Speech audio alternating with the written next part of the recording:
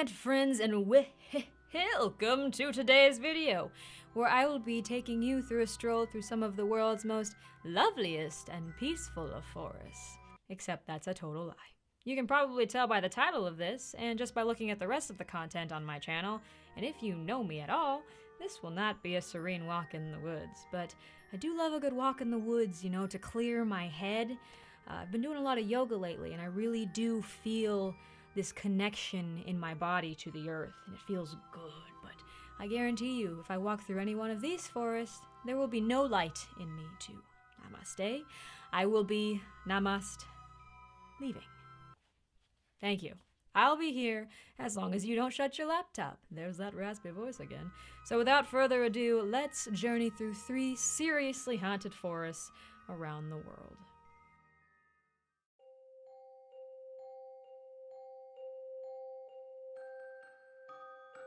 I have to admit, I don't know a lot about India, but the aesthetic and the various religious practices that exist throughout the country have always interested me, but I'm not here to talk about that. Oh no. We're here to talk about ghost children. Oh boy, talk about culture. All joking aside, today we're venturing to the small town of Kursung, which is situated atop a mountain. It's kind of a gem of a little place. It's a less commercialized area, and the roads there all offer lovely scenic mountain views. And there's plenty to do. Museums, tea gardens, and religious and natural attractions. Natural attractions. Oh yeah. And just in general, it's known for being a pretty chill and relaxed place, very peaceful, despite the fact that it's overrun with children, which ain't peaceful, but I mean, hey, they call it the land of the white orchids, and the Tibetans nicknamed it the good castle, as opposed to the bad one. If that doesn't scream serene, I don't know what does, but within all of its beauty lies its two-faced side of its isolation. Kursung has managed to stay under the radar, making it a truly unique experience for travelers willing to venture off of the long, tourist-beaten path that guidebooks lay out for them. But its remoteness also lends to a sense of unease, being so far away from anything else. To start, the town is home to the Dow Hill School, which is one of the oldest and most populous schools in the area. The Dow Hill system also encompasses the Victoria Boys High School, so really 2 high-capacity schools, hence all of the children running around. So why is it, when the school shuts down from December to March for winter vacation, when all of the children go home and stay there for their break, why do the townspeople of Kursung hear giggling, laughter, footsteps, whispers inside of the building, the sound of children inside the school? Some think vandals, or some kids just looking to get away from their parents, but anyone who has chased the sound of the feet scurrying away realizes that they are chasing a phantom. There's no footprints anywhere, no children to be found inside no matter how hard they search, and no animals to help explain away the strange activity.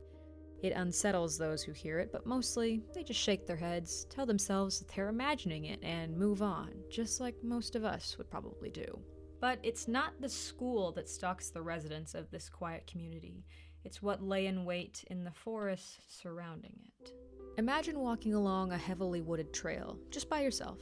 You can hear the birds chirping, you see a small critter scurry away as you pass, but the longer you stay on the trail, the more you feel that you aren't alone. You can feel eyes boring into you, but which direction is it coming from? It feels like from everywhere, like the forest itself has eyes, and yet, a majority of the unease centers from behind you.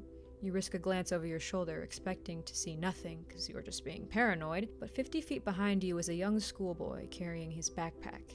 Except he can't be the one watching you, nor can he be going to school, nor should he even exist in the realm of possibility at this point in time because he has no head.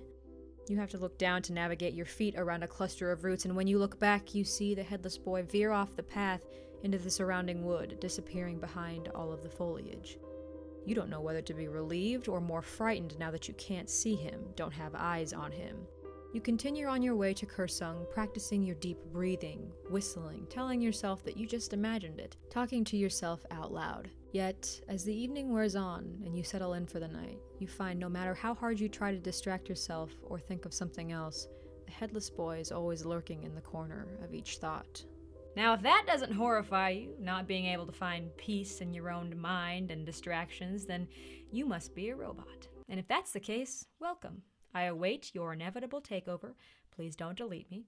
There's also been reports of a woman who wanders the forest wearing white, and if you should wander the woods at night, which, why, dear God, would you, you're likely to see red eyes watching you from the darkness. Locals claim that there have been numerous murders and suicides in the forest as well, but as far as I could tell, these are all rumors. I can't say for sure, obviously, because I haven't visited, but this seems like a perfectly beautiful setting with some fear passed down from generation to generation until the spook stories just become a part of the setting itself to those who live there. There's no record of any deaths in the school's property, so who knows? Should you decide to visit, please travel in the light of day, just in case.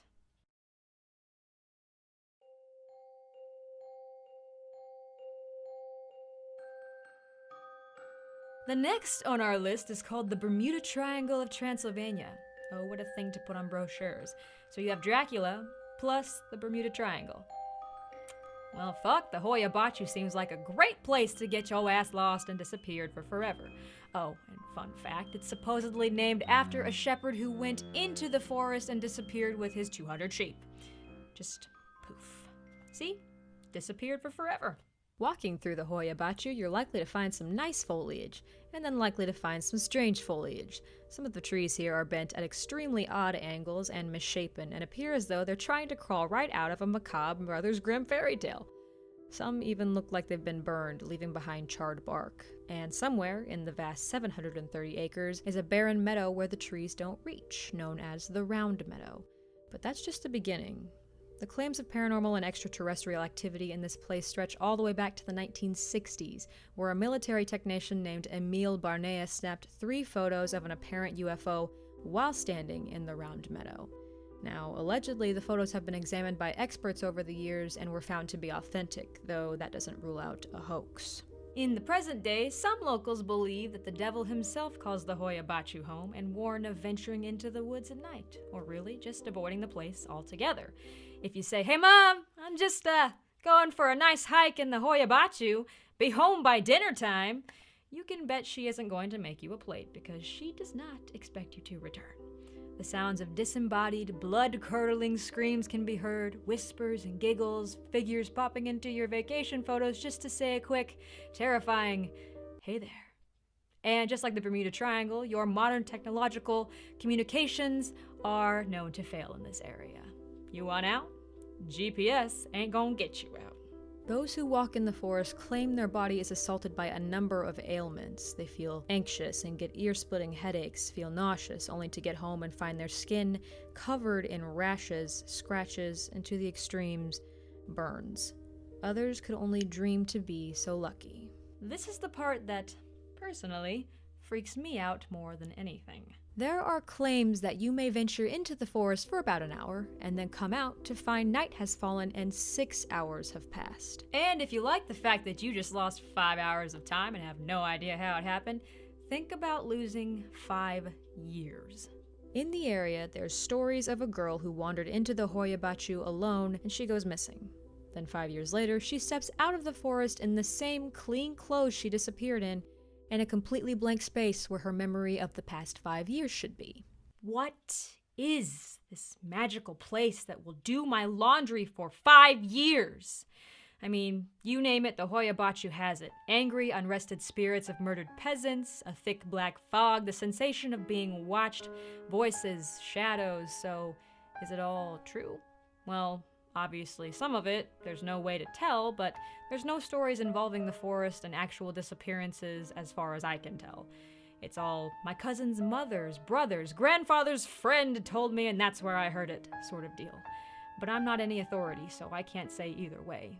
There's a multitude of theories, everything from a magnetic anomaly in the earth causing the strange feelings, and activity in the forest being a portal to another dimension. But regardless, should I ever take a gander around, I'll be sure to go in full daylight with a plethora of flashlights and holy water. Just say no to Satan, kids.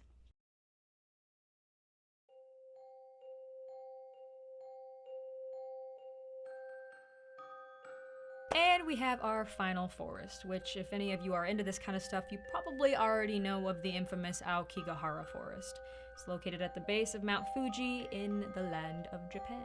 And you know, with the previous 2 forests, I've been able to kind of joke about them because there's not any actual reports of deaths or disappearances, and there's nobody actually being hurt in these places. It's just all hearsay. Unfortunately, with the Aokigahara, what I'm about to tell you in references to why it is known as the Suicide Forest is all true. You'll be hard-pressed to find a more disturbingly silent forest than Aokigahara. It's 14 square miles of dense foliage and trees, hence its other nickname, the Sea of Trees. And it is so thick that it's eerily quiet. No little critters running around, and even the wind can't penetrate the massive trees. The only sound is the rustling of your own clothes and measured breathing. There are warning signs all around saying not to venture off the path, but still, many do, and it's no wonder it's so easy to become lost. The soil houses a large deposit of magnetic iron, which makes any compass useless. The trees play as a natural house of mirrors, an illusion of where you have and haven't been, and navigating becomes difficult with an extremely uneven forest floor, dotted with holes and caves and large tree roots. Tape from wanderers hoping to find their way back spiderweb across the landscape, along with the litter from other humans who've ventured here before you. Or is it litter? Look closer. You may see a wallet with money and an ID still inside, maybe a shoe or a backpack, an item that clearly belongs to someone. Unfortunately, there's also a chance you'll find the owner of the lost item, deceased by their own hand. Every year since 1970, a team of volunteers and park workers comb the massive forest to bring back bodies of those who have committed suicide within the woods, and the numbers are higher than you might think. In 2010, they recovered 54 bodies, and before that, from 1970 to 1988, an average of 30 a year. The worst came in 2003 when a record-breaking 103 bodies had to be brought back to the main entrance's station, where there is a room set up specifically for storing the dead. Aokigahara is the most popular place in Japan to commit suicide, and the third most popular worldwide, and due to its morbid attraction, park rangers have put up a sign urging those who enter with the intent of never leaving to reconsider, to think of their loved ones, that their life is a precious gift, and to seek help. Many people who choose Aokigahara as their final resting place hang themselves, while others drink poison or overdose on drugs. So you can imagine the sense of sadness always lingers in the air here. But why this place? Why this forest as opposed to any other? Well, according to some, it has always been a place of loneliness. Allegedly, in times of famine, families would practice something known as ubasute, meaning abandoning the old woman in a very literal sense. They would lead an elderly family member to the woods and leave them there to die, so that they would have one less mouth to feed. While that isn't confirmed history, there was a notable spike in suicides at Aokigahara following the publication of a novel in 1961 by Seiichi Matsumoto, where the novel's two main characters commit suicide in the forest. However, rising numbers of suicides have also been linked to Japan's economic health, so financial stability, or a lack thereof, might also play a part. Those who decide to explore the forest, whether it be to see the other beautiful scenery it has to offer, including 2 large caves, or just out of morbid curiosity, some have claimed to have experienced otherworldly occurrences while there. Some claim that they have encountered the yurei, the angry, restless spirits that haunt Japanese folklore. The sound of whispers and disembodied screams can be heard, and a sense of impending threat follows you wherever you go, the silence driving some to anxiety attacks and heavy dread. Some even say that the forest calls to them from afar, pulling at their loneliness, offering a silent invitation. This is where the lonely people before you have come. But the forest offers nothing but isolation. Even those who don't necessarily believe in all of the angry spirits say that there is a definite oppressive feel to the entire area.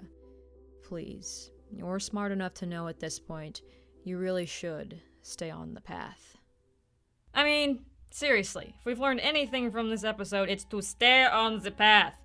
Don't stray, or you might encounter headless children, rips in the fabric of time, or real lives that have come to a tragic end.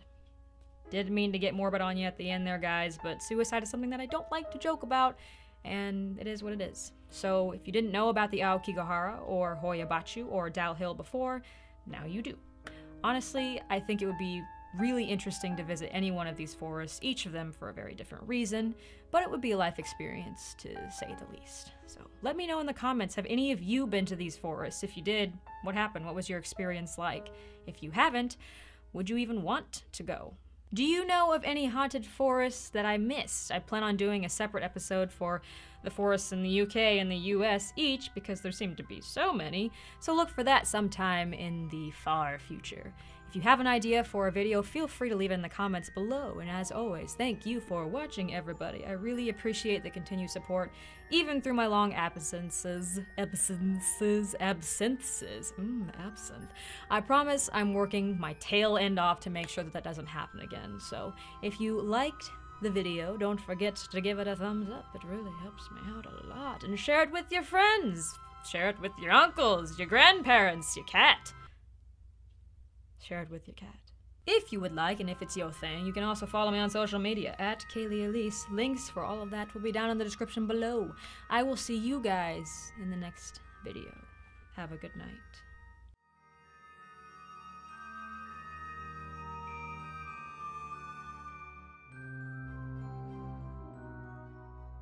Haunted. I'm from Boston, except I'm not. I'm the scariest picture you'll ever have.